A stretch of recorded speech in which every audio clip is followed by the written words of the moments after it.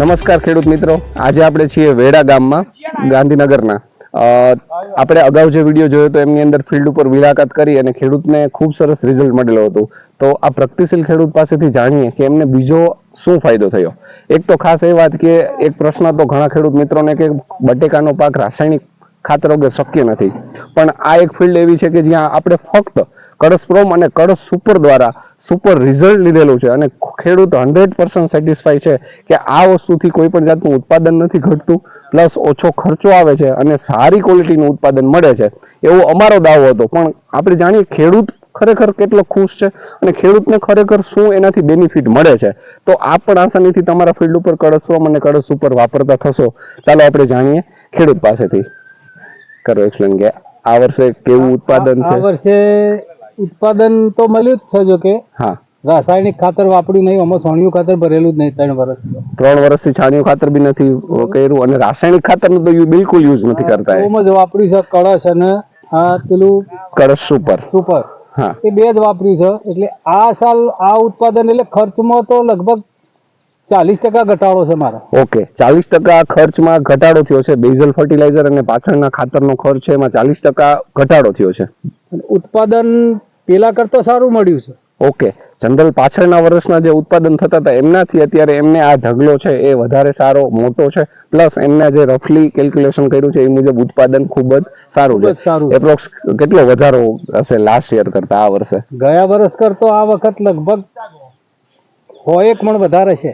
101 મણ એટલે જનરલી 400 મણ થતું હોય 500. ઓકે, તો પકડો ને 15 થી 20% જેટલો એમને ઉત્પાદનમાં વધારો આવ્યો છે. પ્લસ ક્વોલિટી જે તમે જોઈ શકો છો પાછળ જે બટેકું છે, 1 નંબર ક્વોલિટીમાં બેસ્ટ લાઇટ વાળું અને યુનિક સાઇઝનું જે તમે જોઈ શકો. અત્યારે ઓછી ઠંડી પડી હતી, થોડીક ફિલ્ડ ઉપર એટલી એટમોસ્ફિયર જે જોતી હતી એવી ટાઇમલી ઇફેક્ટ નહોતી એવી, છતાં પણ આ બટેકું સોલિડ અને એકદમ બેસ્ટ રિઝલ્ટનું મળેલું છે. પ્લસ આનો જે ટેસ્ટ હશે એ ફક્ત કારણ કે આ ટોટલી ઓર્ગેનિક છે, આની અંદર પેસ્ટિસાઇડ ને એવો ખર્ચો આપણે કંઈક ઓછો થયો, 1 રૂપિયાનો આપણે કર્યો નહીં.